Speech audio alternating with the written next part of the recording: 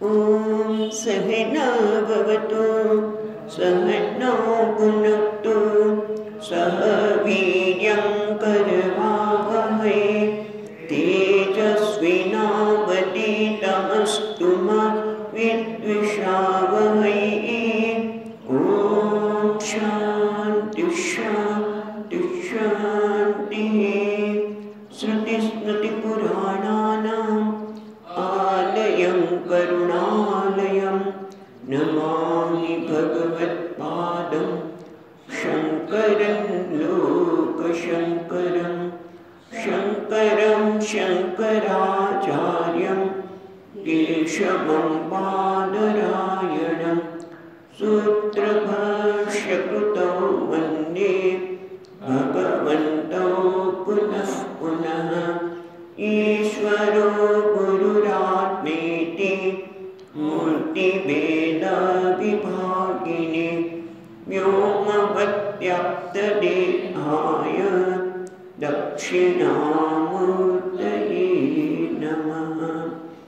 ॐ पार्थाय प्रतिबोधितां भगवता नारायणेन स्वयं व्यासेन ग्रथितां पुराणमुनिना मध्ये महाभारतम् अद्वैतामृतवर्षिणीं भगवतीम् अष्टादशाध्यायिनीम् अम्ब त्वामनुसन्दधामि भगवद्गीते भगवद्वेषिणीम्। यं ब्रह्मा वरुणेन्द्ररुद्रमरुतः स्तुन्वन्ति दिव्यैस्तवैः वेदैः साङ्गपदक्रमोपनिषदैः गायन्ति यं सामगाः। ध्यानावस्थिततद्गतेन मनसा पश्यन्ति यं योगिनः यस्यान्तं न विदुःसुरासुरगणाः देवाय तस्मै नमः। તો આપણે 8મા અધ્યાયમાં વિચારી રહ્યા છીએ એ પ્રમાણે 7મા અધ્યાયનો 29 અને 30મા શ્લોક એ અર્જુનના પ્રશ્નનું કારણ બન્યા, કારણ કે 8મો અધ્યાય એ અર્જુનના પ્રશ્નથી થાય છે કે એ ભગવાન किम तद ब्रह्म, ये ब्रह्म શું છે? અધ્યાત્મ કારણ કે બધા પ્રચલિત અર્થમાં છે એ લેવું કે કયું લેવું? કારણ કે બ્રહ્મના પણ ઘણા અર્થ થાય છે, અધ્યાત્મના પણ ઘણા અર્થ થાય છે. અને તમે તો એમ કીધું કે શું કીધું તમે જો આગળના શ્લોકમાં 7મા અધ્યાયમાં તે બ્રહ્મ જરામણ મોક્ષાય મામાશ્રિત્ય યતંતિ તે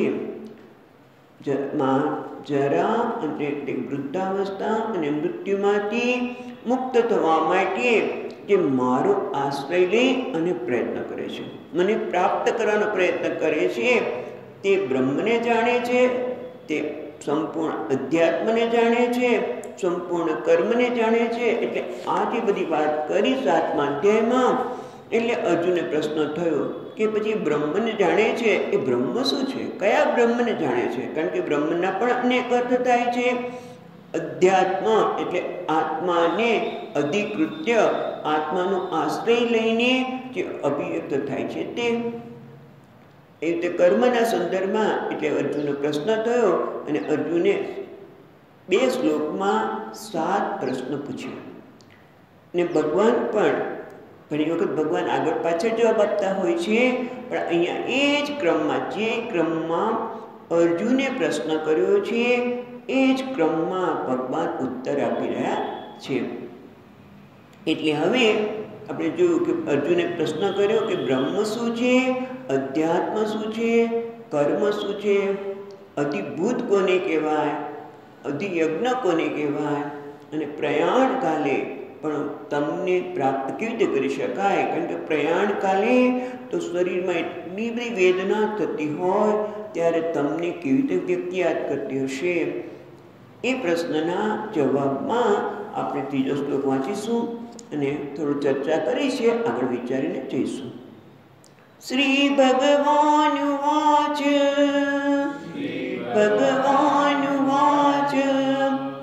અક્ષરમ બ્રહ્મ પરમં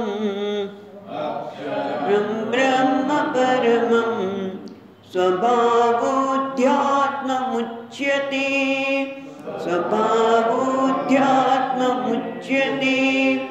ભૂતભાવોદ્ભવકરઃ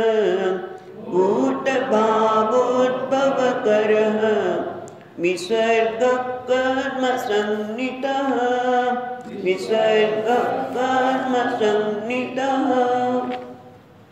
ભગવાન કહે છે પહેલા કેમ બ્રહ્મ, કેમ તદ બ્રહ્મ? એ બ્રહ્મ શું છે?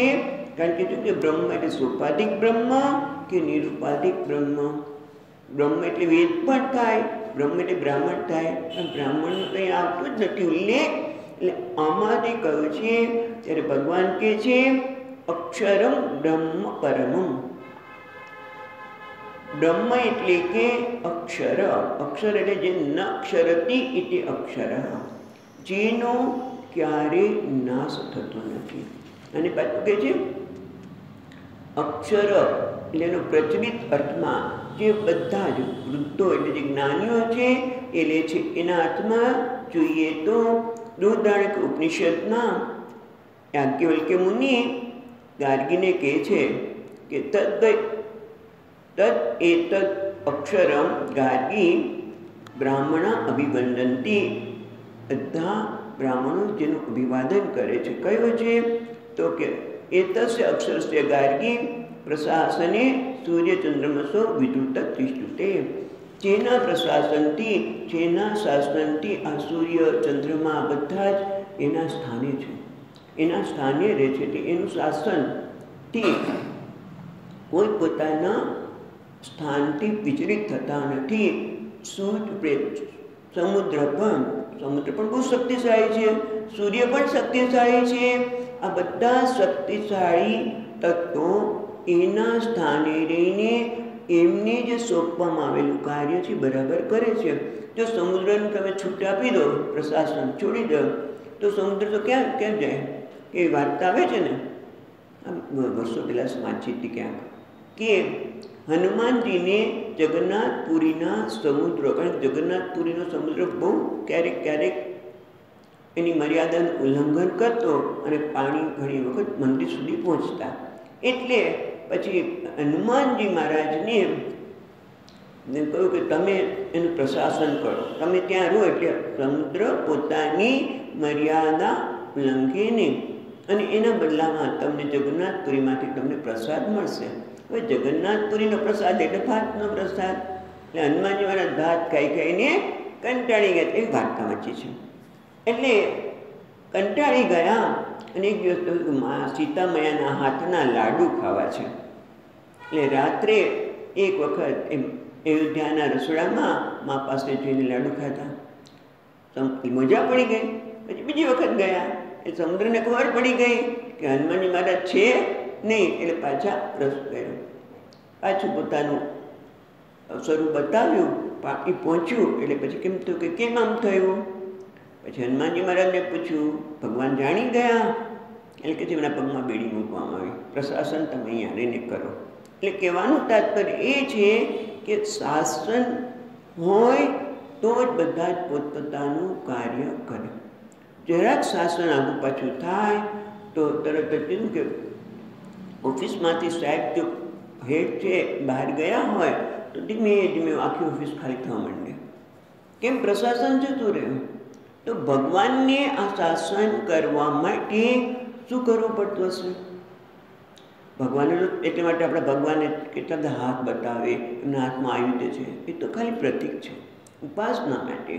ખરેખર ભગવાન તો શેષ સૈયા પર આરામથી સૂતા આ બધાનું શાસન કરશે. સૂર્ય, ચંદ્ર, સમુદ્ર બધા જનું, વાયુ દેવતા બધાનું પ્રશાસન પોતાની સુતા સુતા કરે છે, એટલે કે પોતાની સન્નિધિ માત્રથી. એટલે કે એમનો પ્રભાવ કેવો હશે? એ પ્રભાવશાળી વ્યક્તિત્વ હોય કે જેમ આવે અને બધું કામ ફટાફટ થવા માંડે. પ્રભાવ, એમનો પ્રભાવ એવો છે કે બધા જ પોતાના સ્થાને રહીને એમને સોંપવામાં આવેલું કર્મ કરે. એટલે તમે જો શરૂઆતમાં બાળકો પર મા બાપનો પ્રભાવ ખૂબ હોય, ધીમે ધીમે બાળકોનો પ્રભાવ જતો રહે બાળકો પર મા બાપનો, એટલે પછી બળજબરી કરવી પડે એને વઢવું પડે સતત. ક્યારેક તો એકાદો ઢોલ ધપાટ પણ કરી નાખે. કેમ કરવી પડી ભાઈ? કારણ કે પ્રભાવ ઓછો થયો. કેમ પ્રભાવ ઓછો થયો? કે બાળકને ઉછેર કરવી હોય તો એનું પણ જ્ઞાન હોય. ખરેખર તમે બાળકને, નાના બાળકને એમ બીજા વર્ષમાં જ્યારે બાળક પ્રવેશ કરે ત્યારે એનો અહંકારનો પણ વિસ્તાર થતો હોય છે. એટલે એ બાળકને એમ જ થાય છે કે હું જ આ જગતમાં છું. એક તો એનો સામનો પેલું બાળક કરે છે, અને એમાં માતા પિતા કે બીજા જે કોઈ હોય એ શું કરે છે ખબર છે? એ કંઈ માગે એટલે પહેલાં ના પાડે, પછી શું કરે? આપે. ના પાડે પછી જરા કોઈ કચકચ કરી આપે, એટલે પછી શું થયું કે બાળકને ટેવ પડી ગઈ જીદ કરવાની, કે જો હું જીદ કરીશ, 2 વખત માગીશ તો જ આપશે. એટલે પછી આપણે કંઈ બાળક જીદી થઈ ગયું, પછી એને ધોલ ધપાટ કરીએ એટલે કેટલો પ્રભાવ ઘટી ગયો. કારણ કે આપણે અને પછી બાળકને વારંવાર તમે ટોકો તોય શું થાય ખબર છે? એને એમ થાય કે આમને ટેવ પડી ગઈ છે. કારણ કે હુકમ સ્વામીજી કે આપણે પત્તા રમતા હોઈએ તો પણ આપણે હુકમનું પત્તું, કે હુકમ હોય એ પત્તું નાખો તો બધા પત્તા તમારા થઈ જાય. પણ એ વારંવાર વાપરીએ તો જ્યારે ખરેખર વાપરવાનું આવે ત્યારે તમારી પાસે પત્તું હોય નહીં. એ બાળક ઉપર પણ આપણે વારંવાર કીધા કરીએ તો એની અસર થાય નહીં. એટલે આ બધી વસ્તુઓ આપણા પ્રભાવને ઘટાડનારી છે. આ તો પ્રવચન ચાલે છે પ્રભાવની વાત, ભગવાનના પ્રભાવની. ત્યારે આપણે વાત વિચારી રહ્યા છીએ કે આપણો પ્રભાવ કેમ ઘટી જાય છે? કે આવા કારણથી. પણ ભગવાન તો એટલા પ્રભાવશાળી છે કે એને સન્નિધિ માત્રથી, એટલે કે એતસ્ય અનુશાસન ગાર્ગી, જેના અનુશાસનથી એ ગાર્ગી આ બધા સૂર્ય ચંદ્ર બધા જ એમના સ્થાને રહીને પોતાનું કાર્ય કરે છે. એ કોણ? પરબ્રહ્મ, જે અક્ષર અવિનાશી, જે અસ્નુતે ઇતિ, જે બધામાં વ્યાપક રહેલા છે, અક્ષર અવિનાશી. પણ એ જ માયાના લીધે આ બધાનું અનુશાસન આ રીતે કરતા લાગે. પણ ખરેખર તો કયા છે? કિમ તદ બ્રહ્મ, એટલે અક્ષરમ પરમમ. એ પરમ બ્રહ્મ એટલે છેવટે શું આવે? પરમ એટલે જે નિરઅતિશય, જેમાં કોઈ પ્રકારની મર્યાદા નથી, એટલે પરબ્રહ્મ. અક્ષરમ એટલે નિર્ગુણ બ્રહ્મ. કિમ તદ બ્રહ્મ, એટલે છેવટે એ નિર્ગુણ બ્રહ્મનો જ અર્થ થાય છે. એટલે અક્ષરમ બ્રહ્મ પરમ, એટલે કે બ્રહ્મ એટલે જે નિર્ગુણ છે, એ જે પરમ છે, નિરતિશય આનંદ સ્વરૂપ છે, એ બ્રહ્મ. પછી બીજો પ્રશ્ન હતો કે અધ્યાત્મ. અધ્યાત્મ કોને કહેવાય? કે સ્વભાવ અધ્યાત્મ ઉચ્યતે. સ્વભાવ એટલે સામાન્ય સ્વભાવનો અર્થ આપણે મનની સ્થિતિને સ્વભાવ કહેતા હોઈએ છીએ. પણ અહીંયા એ નથી. સ્વસ્ય ભાવ, સ્વ એટલે પોતાનું, ભાવ એટલે સ્વરૂપ. પોતાનું જે સ્વરૂપ છે એને જ અધ્યાત્મ કહેવામાં આવે છે. પોતાનું સ્વરૂપ એટલે કે જે ચેતનતા છે. દરેક જીવ, જે દરેક વ્યક્તિનું સ્વભાવ એટલે કે સ્વ, પોતાનું એટલે કે ચેતનતા. તો આ શરીર ચેતન છે. તો આ શરીર ચેતન છે કોના કારણે છે? કે ઇન્દ્રિયો ચેતન છે. એટલે ઇન્દ્રિયો શરીરને ચેતનતા પ્રદાન કરે છે. ઇન્દ્રિયોને પણ ચેતનતા, ઇન્દ્રિયોને પણ નિયમન કરનાર કોણ છે? તો કે મન. મન છે ઇન્દ્રિયોનું નિયમન કરે છે, એને ચેતનતા પ્રદાન કરે છે. અને મનને પણ બુદ્ધિ, મનથી પણ શ્રેષ્ઠ એને ચેતનતા પ્રદાન કરનાર, એને નિયંત્રણ કરનાર છે બુદ્ધિ. પણ બુદ્ધિનો પણ સ્વભાવ કોણ છે? બુદ્ધિને પણ ચેતનતા પ્રદાન કરનાર કોણ છે? તો કે પરમાત્મા, જે બ્રહ્મ, જે અંતર્યામી, જે કારણ કે અંતઃકરણનો સ્વભાવ જ એવો છે કે પરમાત્માના સ્વરૂપનું પ્રતિબિંબ પાડે છે. સ્વભાવ એટલે છેવટે તો વ્યક્તિગત સ્તરે, અધ્યાત્મ એટલે વ્યક્તિગત સ્તરે એ જ પરમાત્મા અભિવ્યક્ત થયો છે, એને સ્વભાવ કહેવામાં આવે છે. હવે જે કર્મ કોને કહેવાય, ત્રીજો પ્રશ્ન હતો. તો એ ત્રીજા પ્રશ્ન માટે બીજી લીટીમાં શું કહે છે? ભૂત ભાવોદ્ભવકરઃ વિસર્ગ કર્મ સંનિત. ભૂત એટલે પ્રાણી માત્ર, ભૂત એટલે પ્રાણી માત્ર, ભાવ એટલે હોવા પણ, પ્રાણી માત્ર ન હોવા માટેનું જે ઉદ્ભવ, ઉદ્ભવ એટલે ઉત્પન્ન, પ્રાણી માત્ર. અહીંયા જો આચાર્ય કહે છે એ પ્રમાણે ભૂત ભાવો ભૂતાનામ ભાવ, ભૂત ભાવ પ્રાણી માત્રનું હોવું એને ભૂત ભાવ, તસ્ય ઉદ્ભવ એટલે એની ઉત્પત્તિ. પ્રાણી માત્રની ઉત્પત્તિ કરનાર તત્વ કયું છે? તો કે છે ભૂત ભાવ કરહ વસ્તુ કયું છે? વિસર્ગ કર્મ સંહિત. જો પછી છે વિસર્ગ, વિસર્ગ એટલે વિસર્જન, વિસર્જન એટલે ત્યાગ. તેનો ત્યાગ કે દેવતા ઉદ્દેશેન, દેવતાને ઉદ્દેશીને જે દ્રવ્ય કરુડા આપણે ચરુડાસ એટલે કે પાયસમ હોય કે બીજા કોઈ જે દ્રવ્ય હોય એ દ્રવ્યથી જ્યારે આપણે યજ્ઞ કરીએ એને કહે છે વિસર્ગ. વિસર્ગ એટલે ત્યાગ, દ્રવ્યનો જે ત્યાગ. પણ એમને એમ ત્યાગ નથી કરતા, પણ દેવતાને ઉદ્દેશીને કે હમણાં ચતુર્થી આવશે, ગણેશ ત્યાગ કરીએ તો ગણેશને ઉદ્દેશીને આપણે અગ્નિ દેવતાને એ આહુતિ આપીએ છીએ, એ આહુતિ આપી એટલે એને કહેવાય વિસર્ગ. એને કર્મ કહેવામાં આવે છે. એ કીધું જોયું ભાઈ, તો આપણે ગીતાજીમાં જ હમણાં વાત કરી. અન્નાદ ભવતિ પર્જન્ય, પર્જન્યાદ્યન્ન સંભવ. અન્નાદ ભવતી પ્રજા, પ્રાણી માત્રની ઉત્પત્તિ કેવી રીતે? તો અન્નથી. અન્ન કેવી રીતે ઉત્પન્ન થાય છે? તો કે પર્જન્ય, વરસાદ થાય તો અન્ન થાય. અને એ પર્જન્ય ક્યાંથી ઉત્પન્ન થાય છે? કે પર્જન્યા યજ્ઞ સંભવ. પર્જન્ય વરસાદનું કારણ પણ શું છે? યજ્ઞ. યજ્ઞ એટલે ત્યાગ, યજ્ઞ એટલે વિસર્ગ, યજ્ઞ એટલે દેવતાને ઉદ્દેશીને કરવામાં આવેલો ત્યાગ.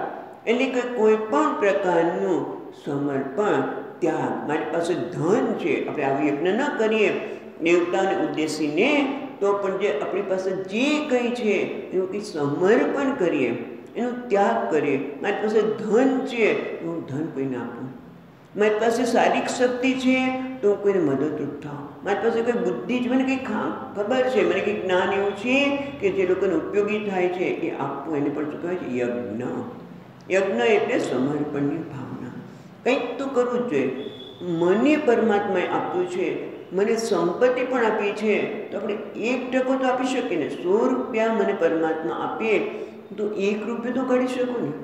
કારણ કે ઘણી વખત તો માણસને એટલું એવું લાગે છે કે મારી પાસે મારે આ નથી બરોબર ચાલતું, આમ ધંધો નથી ચાલતો, આ નથી ચાલતો, અને 1 રૂપિયો પણ કાઢી શકે નહીં. તો પછી શું થાય? સમષ્ટિ યજ્ઞ છે એટલે પછી શું થાય? આમ આપણે જોઈએ શું કીધું? અન્નાદ ભવતિ પર્જન્ય. આપણે પ્રાણી માત્રની ઉત્પત્તિ અન્નમાંથી થાય છે, અન્નની ઉત્પત્તિ વરસાદમાંથી થાય છે. વૈજ્ઞાનિક દ્રષ્ટિએ આપણે એમ કહી શકીએ કે સમુદ્રનું જળ છે એ સૂર્યનારાયણની તાપને લીધે બાષ્પીભવન થાય છે, વરાળ થઈ અને સમય વાદળા બંધાય અને વાદળામાંથી વરસાદ આવે. પણ એ વરસાદ અમુક જ જગ્યાએ આવે. આપણે ભાવનગરમાં પણ થાય કે અહીંયા વરસાદ હતો, સંસ્કાર મંડળને ગામમાં નહોતો, ગામમાં હતો અને અહીંયા નહોતો. તો એક નાનકડી જગ્યામાં પણ અમુક જગ્યાએ વરસાદ વધારે થાય છે, અમુક જગ્યાએ વરસાદ થતો નથી. કેમ?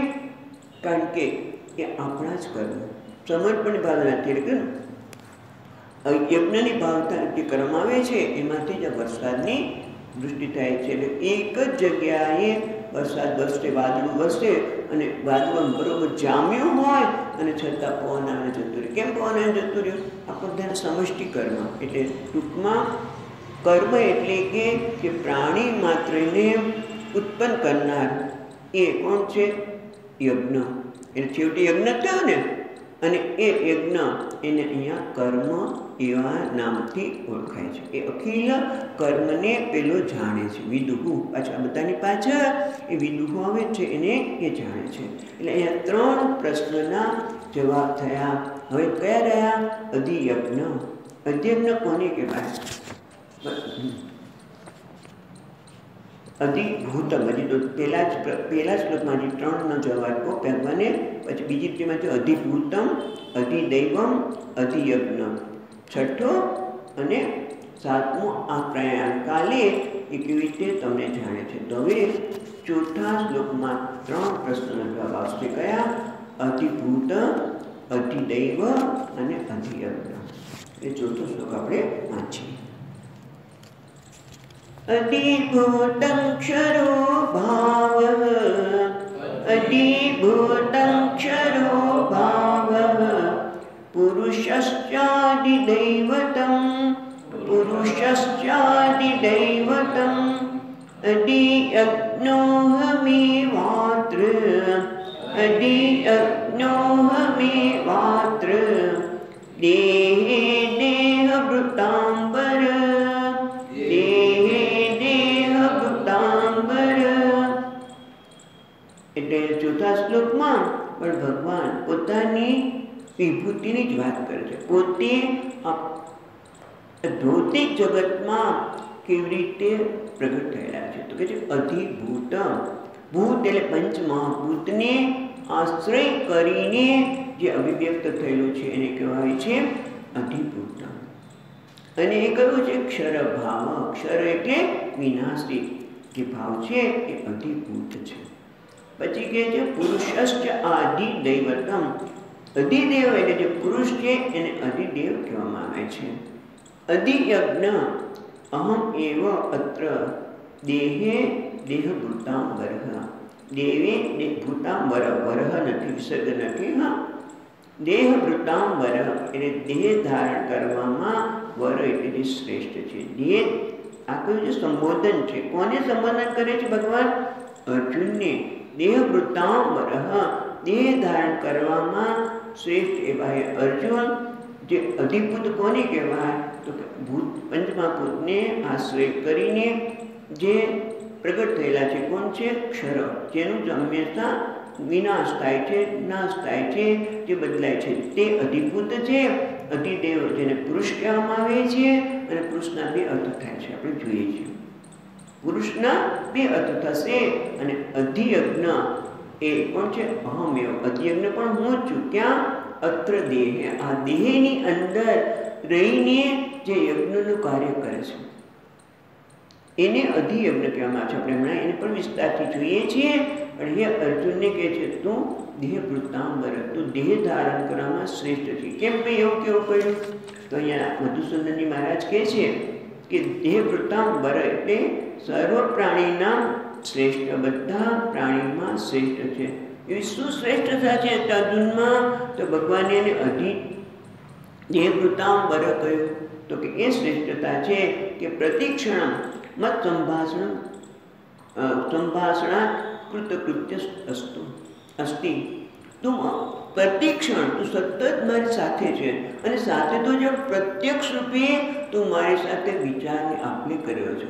એટલે એવું બધા માટે શક્ય નથી.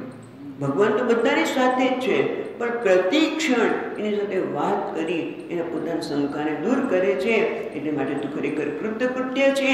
માટે અહીંયા કહે છે દેહભૂતાંબર. આ દેહધારીમાં તું ખરેખર શ્રેષ્ઠ છે. હવે આપણે જોઈએ અધિભૂત ક્ષર ભાવ. અધિભૂત એટલે કે આ ભૌતિક જગતમાં પરમાત્મા પંચમહાભૂત એટલે પંચમહાભૂત. પંચમહાભૂતમાં ભગવાન કહે છે હું જ પ્રગટ થયેલો. પણ કયા ભાવથી? કયા રૂપે? ક્ષરો ભાવ. આપણે કયા રૂપે? તો કે ક્ષર. ક્ષર સર્વાણી ભૂતાની કૂટસ્થો ક્ષર ઉચ્યતે. કંઈક સાંભળ્યું છે? કયા અધ્યાયમાં છે? હા, 15મા અધ્યાયમાં. Very good. એટલે ક્ષર સર્વાણી ભૂતાની જે સતત બદલાઈ રહ્યું છે, જેને સતત વિનાશી છે. કહે છે ક્ષર ઇતિ ક્ષરતી ઇતિ ક્ષર ભાવ એટલે વિનાશી ભાવ એટલે યત કિંચિત જનિમત. જેનો કોઈનો જન્મ થયો છે એનું મૃત્યુ અવશ્ય છે. એટલે કે ક્ષર એટલે વિનાશી, ક્ષરતીથી ક્ષર વિનાશી, ભાવ એટલે જે જન્મ થયેલો છે એને કહે છે અધિભૂત ક્ષર ભાવ. એટલે જે કંઈ જન્મ છે એનો નાશ તો થવાનો. ગામીમો પુરુષો લખે ક્ષર ક્ષર સર્વાણી ભૂતાની કૂટસ્થ. એટલે એ જ રીતે એ અધિભૂત એટલે જેનો વિનાશ થાય છે, જેનો જન્મ થયો છે. આ જગત, આખું જગતમાં તમે જુઓ તો બધામાં કોઈને કોઈનો ક્યાંય ને ક્યાંક એવી રીતે જન્મ થાય છે અને એનો નાશ થાય છે. જે ક્ષર ભાવ છે એ રીતે ભગવાન કહે છે અધિભૂત રૂપે પણ હું જ પ્રગટ થયો છું. હવે કહે છે પુરુષશ્ચ આદિદૈવતમ. પુરુષ એટલે બે અર્થ આપણે જોઈશું. પહેલો અર્થ થાય છે પુરુષ પૂર્ણમ અનેન ઇતિ સર્વમ. પૂર્વમ પૂર્ણમ અનેન સર્વમ ઇતિ પુરુષ. એટલે કે જે બધાને પૂર્ણતા પ્રદાન કરે છે, બધાને સત્તા અને સ્ફૂર્તિ પ્રદાન કરે છે, એ કહેવાય છે પુરુષ. આ જગતના બધામાં જે સત્તા અને સ્ફૂર્તિ જોવા મળે છે એ કોણ છે? પુરુષ, પરમાત્મા. અને બીજો અર્થ થાય છે પુરુષયના વા પુરુષ. જે પુરી એટલે આ શરીરમાં રહેલો છે, શરીરમાં રહેલો છે એ કોણ છે? એ પણ પુરુષ. એટલે વ્યષ્ટિના સ્તરે પુરુષયના જે શરીરમાં રહેલો છે તે પુરુષ, અને સમષ્ટિના સ્તરે બધાને પૂરી રહ્યો છે એ સત્તા સ્ફૂર્તિ પ્રદાન કરનાર. એટલે કે છે આદિત્ય અંતર્ગત. આદિત્ય એટલે સૂર્ય એ બધાને શક્તિ પ્રદાન કરે છે. સૂર્યનારાયણ હોય તો મુશ્કેલી પડી જાય, એટલા માટે સૂર્ય બધાને સત્તા સ્ફૂર્તિ પ્રદાન કરે છે, એટલે એને પણ આપણે પુરુષ નારાયણ કહીએ છીએ. અંતર્ગત આદિત્ય અંતર્ગત હિરણ્ય ગર્ભ સર્વ પ્રાણી કર્ણાના અનુગ્રહાક. જે બધા જ પ્રાણી માત્રને અનુગ્રહ કરે છે. અને સૂર્યનારાયણ બધા ઉપર અનુગ્રહ છે, એટલે આપણે સવારમાં એની ઉપાસના કરે છે. મોટાભાગના લોકો હંમેશા સૂર્યનારાયણને એટલે જળ દ્વારા અર્ઘ્ય આપીને પણ એની ઉપાસના કરતા હોય છે. કેમ? કારણ કે અનુગ્રહકારક છે. એટલે ટૂંકમાં સૂર્યને આપણે કહીએ છીએ. પણ એ એક જ નહીં, તમે જુઓ કે સૂર્યનારાયણ જેમ અનુગ્રહ કરે છે એ રીતે જુદા જુદા ક્ષેત્રમાં દેવતાઓ અનુગ્રહ કરે છે. સૂર્યનારાયણ અમને પ્રકાશ આપીને, ગરમી આપીને, સત્તા પ્રદાન કરીને કરે છે. તો પૃથ્વી બધાને ધારણ કરે છે, એટલે એના ક્ષેત્રમાં એ દેવતા છે. પૃથ્વી માતા તરીકે આપણે પૂજા કરીએ છીએ, કારણ કે પૃથ્વી આપણને ધન ધારણ કરે છે. વાયુ આપણને પ્રાણ આપે છે. એને એ રીતે એ બધા દેવતાઓ અનુગ્રહ કરતા છે. અને એ જ દેવતાઓ વ્યક્તિના સ્તરે પણ આ બધા દેવતાઓ અનુગ્રહ કરે છે. આંખના દેવતા કોણ છે? તો સૂર્યનારાયણ. એનો અનુગ્રહ હોય તો આપણી આંખ બરાબર હોય. મન નબળું પડી ગયું છે. કેમ? મનના દેવતા કોણ છે? તો કે ચંદ્રમા. ચંદ્રમાના લીધે જ આપણે સંકલ્પ વિકલ્પ કરીએ, પણ ઘણા લોકોને સંકલ્પ વિકલ્પ બરાબર થાય જ નહીં. ઘડીકમાં સંકલ્પ કરે પછી ના નામ નહીં થાય, આમ ન થાય. હવે ચંદ્રમા એનો નબળો છે, એટલે જ્યોતિષી કંઈક બીજો ઉપાય બતાવે. એટલે મનના અનુગ્રહ દેવતા એ છે. કાનના અનુગ્રહ દેવતા છે દિશા. એટલે ટૂંકમાં એવું કહી શકાય કે આ બધા સમષ્ટિ સ્તરે રહેલા દેવતા અને વ્યષ્ટિ સ્તરે રહેલા દેવતા, એ બધા દેવતાનો કોઈ નિયામક છે. સૂર્ય, ચંદ્ર, વાયુ, પૃથ્વી એ બધાને પણ નિયમન કરનાર. હમણાં આગળ જોયું એ પ્રમાણે એ કોણ છે? તો હિરણ્ય ગર્ભ એટલે બ્રહ્માજી. એટલે અહીંયા કહે છે સૂર્ય અંતર્ગત, એટલે આપણે સૂર્યને જ સાક્ષાત નારાયણ કે એની અંદર રહેલો જે દેવતા છે એ બધાને અનુગ્રહ કરે છે. એને કહે છે અધિદૈવમ. એટલે કે એવું કહી શકાય. પછી પુરુષોક્ત આપણે વાંચીએ છીએ ત્યારે આપણે જોઈએ છીએ કે ભગવાન આ સૂર્ય, ચંદ્ર, મન, આપણે પૃથ્વી આ બધા જ ભગવાનના જ અંગ છે. ભગવાન વિરાટ રૂપમાં આ ભગવાનની આંખ એટલે કોણ? કે સૂર્ય ભગવાનની આંખ છે. ભગવાનનું મન એટલે ચંદ્રમા છે. પૃથ્વી એમના પગ છે. એટલે આ રીતે પણ આપણે ઉપાસના કરીએ. એટલે અધિદૈવમ એટલે કે જે અંતર્યામી જે હિરણ્ય ગર્ભ છે એને અહીંયા અધિદેવ કર્યું. જે બધા દેવતાઓને એના સ્થાનમાં, એના જે તે સ્થળમાં જે કાર્ય આપ્યું છે, એનું આધિપત્ય જે આપ્યું છે, એને બધાને શક્તિ આપનાર છે અધિદૈવમ એટલે હિરણ્ય ગર્ભ. હવે કહે છે અધિયજ્ઞ એટલે શું? તો અધિયજ્ઞ એટલે કે સર્વયજ્ઞાનામ અભિમાની દેવતા, બધા જ યજ્ઞના અભિમાની દેવતા, બધા જ યજ્ઞના અધિષ્ઠાન દેવતા. અભિમાની દેવતા કોણ છે? વિષ્ણુ. યજ્ઞો વય વિષ્ણુ. બધા છેવટે ગમે તેનો યજ્ઞ કરીએ, કોઈ પણ દેવતાને યજ્ઞ કરીએ તો છેવટે કોણ જાય છે? વિષ્ણુ ભગવાનને. વિષ્ણુ એટલે જે વ્યવસ્થિત વિષ્ણુ, જે સર્વમાં વ્યાપ્ત છે એ વિષ્ણુ ભગવાન એટલે યજ્ઞના અધિષ્ઠાન દેવતા, જે કર્માધ્યક્ષ છે. યજ્ઞમાં રહીને વ્યક્તિ યજ્ઞ કાર્ય કરે છે. કારણ યજ્ઞ શું કામ કરે છે કે એના દ્વારા તો આ પ્રાણી માત્રની ઉત્પત્તિ થાય છે. અને એટલા માટે એ યજ્ઞ કરે છે ત્યારે વિષ્ણુ ભગવાન યજ્ઞના અધિષ્ઠાન દેવતા રહીને કર્માધ્યક્ષ, કર્મફળદાતા રૂપે છે. એટલે માણસ યજ્ઞ કરે છે ને કે ભગવાન હું કર્મ કરું છું, મારું ફળ તો ભગવાન આપનાર છે. કર્મ તો પૂરું થઈ જશે પણ એ ફળ આપનાર પરમાત્મા છે. એટલા માટે કહે છે અધિયજ્ઞ એટલે યજ્ઞને અધિષ્ઠાન કરીને જે પ્રગટ થાય છે કોણ? વિષ્ણુ. પણ એ યજ્ઞ થાય છે ક્યાં?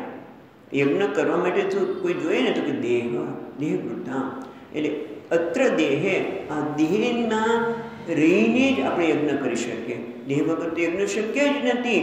એટલે કે અત્ર દેહે એટલે આ દેહના સહી વિષ્ણુ અહમ એવ એ વિષ્ણુ જે યજ્ઞના અધિષ્ઠાન દેવતા છે, વિષ્ણુ અહમ અત્ર દેહે એટલે અસ્મિન દેહે યજ્ઞ એટલે આ દેહમાં રહીને હું પ્રગટ થઉં છું. અધિયજ્ઞ એટલે દેહ નિવત્યેન, દેહ સમવાય, દેહની અંદર રહીને હું દેહના અધિકરણ કરીને હું આમાં પ્રગટ થઉં છું યજ્ઞ માટે. એટલે એને અધિયજ્ઞ એટલે દેહમાં રહેલા વિષ્ણુ રૂપે હું આધિયજ્ઞમાં પ્રગટ થઉં છું. એટલે અધિયજ્ઞ એ હું જ છું, દેહમાં રહેલો. એ દેહ વૃત્તાંબર. એટલે આમ 6 પ્રશ્નના ઉત્તર થયા. હવે છેલ્લો પ્રશ્ન હતો કે ભગવાન પ્રયાણ કાલે તમને કેવી રીતે યાદ કરે છે? તો એનો જવાબ આપતા પહેલા કહે છે 5મા શ્લોકમાં અંતકાલે અંતકાલે ચ મામેવ, અંતકાલે ચ મામેવ સ્મરન મુક્ત્વા કલેવરમ, સ્મરન મુક્ત્વા કલેવરમ યઃ પ્રયાતિ સમદ્ભાવમ, યઃ પ્રયાતિ સમદ્ભાવમ યાતિ નાત્યત્ર સંશયઃ, યાતિ નાત્યત્ર સંશયઃ. એટલે ભગવાન કહે છે અંતકાલે ચ મામ એવ સ્મરન સમદ્ભાવમ યાતિ, અંતકાલે ચ મામ એવ સ્મરન મુક્ત્વા એટલે છોડવું, પરિત્યાગ, સુને કલેવરમ એટલે શરીરને છોડતી વખતે, અંતકાલે જ્યારે શરીરને છોડે છે ત્યારે એ મારું સ્મરણ કરે છે. અને તો શું થાય છે? યઃ પ્રયાતિ સમદ્ભાવમ તે મારા જ ભાવને પ્રાપ્ત કરે છે. એટલે કે મને જ પ્રાપ્ત કરે છે. ન અત્ર અસ્તિ સંશય, આમાં કોઈ સંશય કરવો જોઈએ નહીં, શંકા રાખવી જોઈએ નહીં.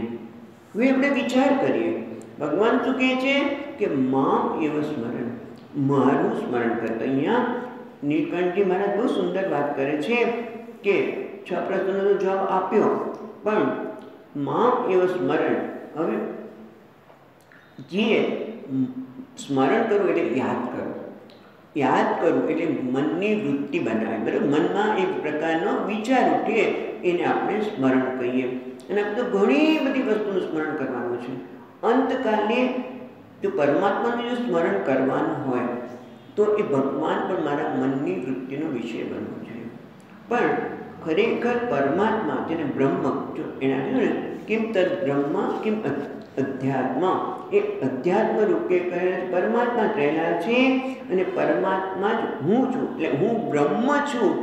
એ હું બ્રહ્મ છું એને વૃત્તિનો અંતકાલે એક તો 2 વસ્તુ થાય છે. અંતકાલે જ્યારે શરીર છોડવાનું હોય ત્યારે શરીરમાં ખૂબ પીડા થતી હોય હવે ત્યારે આપણને એટલી બધી ચિંતા થતી હોય અને પાછી એમાં પણ આપણે જે મહત્વની વસ્તુ હોય ને એ અંતકાલ યાદ આવે.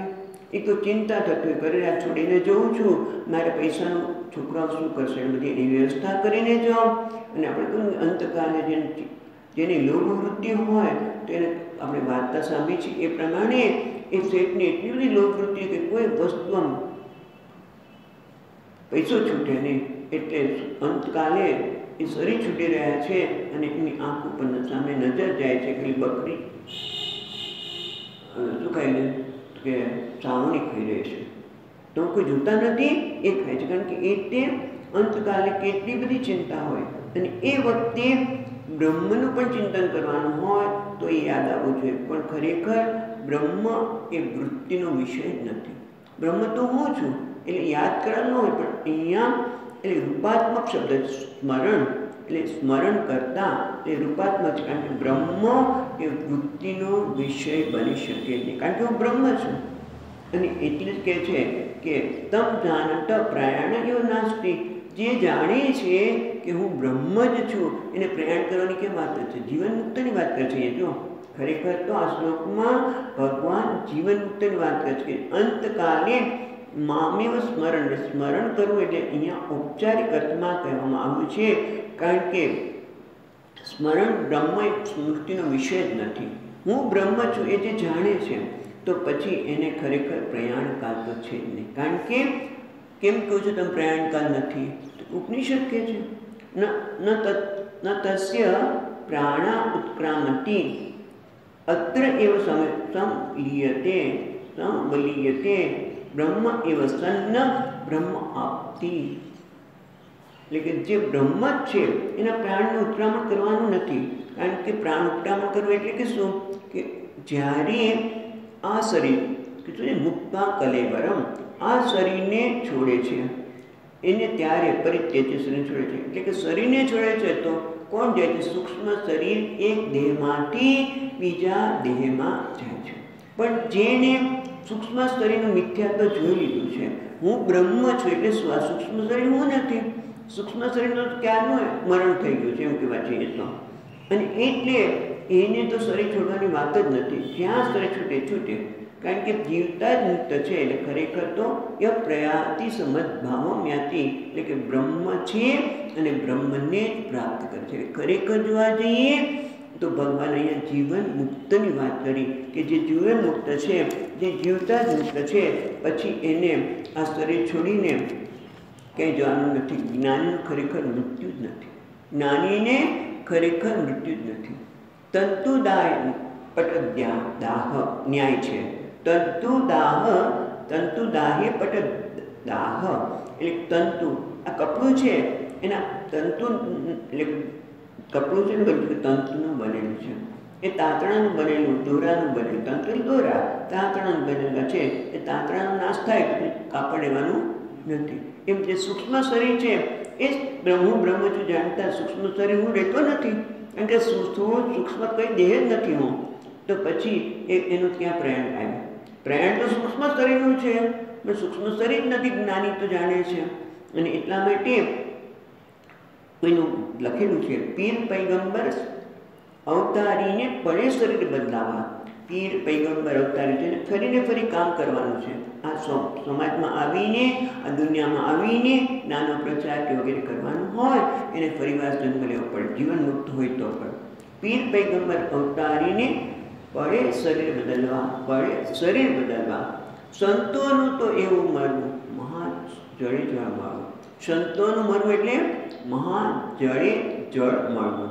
એટલે કે જેમ નદીઓ સમુદ્રને મળી જાય પછી એને પછી કંઈ જવાનું રહેતું નથી. ત્યાં સુધી દોડાદોડ કરશે. ગંગાજી હિમાલયમાંથી દોડતા દોડતા ક્યારે સમુદ્રને મળી જાય પછી એને કોઈ દોડ રહેતી નથી. એમ સંતો મહાસમુદ્રને બ્રહ્મને પોતે બ્રહ્મ જ છે એ બ્રહ્મ જાણીને હવે એને ક્યાંય જવાનું રહેતું નથી. એટલે કે બીજા એટલું અધ્યાત્મ એટલે સ્વભાવ, એ બ્રહ્મ એટલે સ્વભાવ એ હું છું એવું જ્યારે થાય, કારણ કે ઈશ્વરથી જે અભિન્ન છે એને ક્યાં જવાનું? મામ પ્રાપ્નોતિ એવું જે કહે છે, બરાબર. સ ય પ્રયાતિ સમદભાવ યાતિ એટલે જાય છે, પ્રાપ્ત કરે છે. યાતિ એટલે પ્રાપ્ત કરે છે. પણ પ્રાપ્ત કરવાનું જ ક્યારે? કારણ કે પોતે તો બ્રહ્મ છે જ, પણ એ પણ કે ઔપચારિક અર્થમાં કહે છે. હા, જો એ સગુણ બ્રહ્મનું ધ્યાન કરતા કરતા શરીર છોડે તો એની માટે સામીપ્ય, સાયુજ્ય વગેરે મુક્તિની પણ વાત છે કે આ શરીર છોડીને બ્રહ્મલોકમાં જાય છે. બ્રહ્મલોકમાં જઈને એ બ્રહ્માજી પાસે લાંબો વખત સુધી રહે છે અને ત્યાં જઈને બ્રહ્માજી પણ એને આ જ જ્ઞાન આપે છે કે તું બ્રહ્મ છો. અને ત્યારે જ છૂટે છે, ત્યારે જ્ઞાન થાય છે. પણ અહીંયા તો કે છે અંતકાલે ચ, એ આખી જિંદગી એને આ પ્રકારનો વિચાર કર્યો હોય તો જ અંતકાલે યાદ આવે. નહીં તો અંતકાલે તો શરીરમાં એટલી બધી પીડા થતી હોય એટલે યાદ આવે નહીં. અને હું બ્રહ્મ છું એ વિચારનો પણ વિષય નથી, વૃત્તિ નથી. એ હું છું એ જાણે જ છે. અને એટલા માટે ચ એટલે ભાવના, એ પ્રકારની એની સ્પષ્ટતા છે. અંતકાલે ચ માં, અને ઘણી વખત ચકારાનો અર્થ અપી પણ થાય છે. અંતકાલે છે, અંતકાલે પણ અંતકાલે એકદમ કંઈ યાદ આવવાના નથી, એટલા માટે ચનો અર્થ આ પણ થાય. છેલ્લી ઘડી કહું ને, આખી જિંદગી જેનું ચિંતન કર્યું હોય એ જ યાદ આવે. પણ ભગવાન કહે છે અંતકાલે મને યાદ કરે છે. એ આ શરીરને છોડે છે ત્યારે એ પ્રયાતિ, તે જાય છે ક્યાં?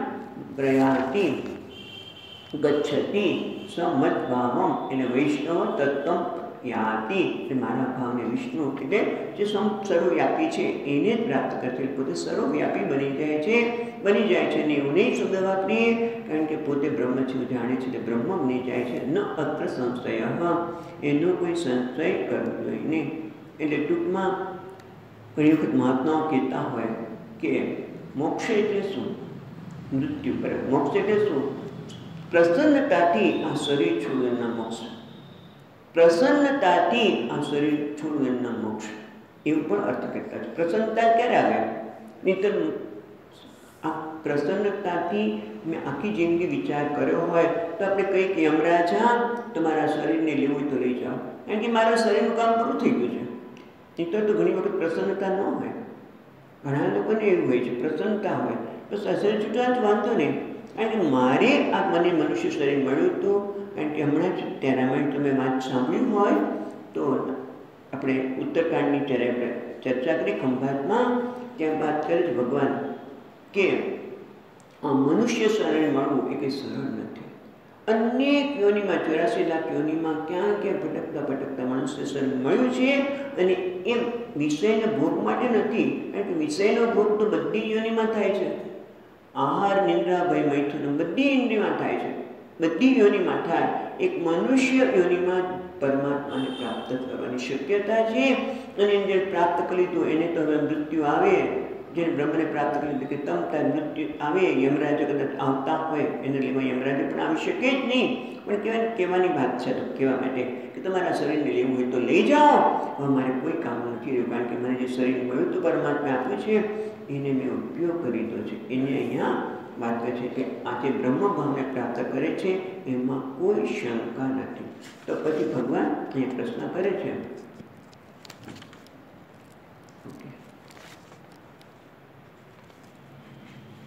તો તમે એમ કહો છો ભગવાન તો બીજા બધા શું અંતકાલે માન સ્મરણ, તમે એમ કીધું અંતકાલે મારું સ્મરણ કરે છે, તમે આ નિયમ બનાવ્યો છે, પણ બધાય કે તમારું સ્મરણ ન કરી શકે તો એનું શું? બરાબર ને? ન બધી સ્વયં એવો નિયમમાં મારું જ ચિંતન કરવું જોઈએ એવું કોઈ નિયમ નથી, કારણ કે બીજું પણ ચિંતન કરી શકે તો એનું શું થાય? એનો જવાબ ભગવાન 6ઠ્ઠા શ્લોકમાં આપે છે. એ આપણે આવતી વખતે જોઈશું. બરાબર? ઓમ પૂર્ણમદ પૂર્ણમિદં પૂર્ણાત પૂર્ણમુદચ્યતે પૂર્ણસ્ય પૂર્ણમાદાય પૂર્ણમેવાવશિષ્યતે. ઓમ શાંતિ શાંતિ શાંતિ.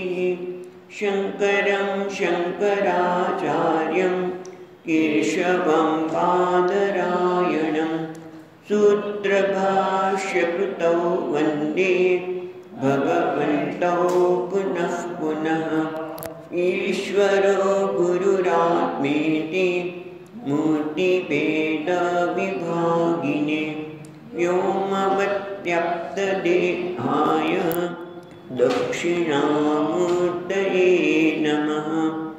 ॐ शान्ति शान्ति शान्तिः। हरिः ॐ। श्री गुरुभ्यो नमः। हरिः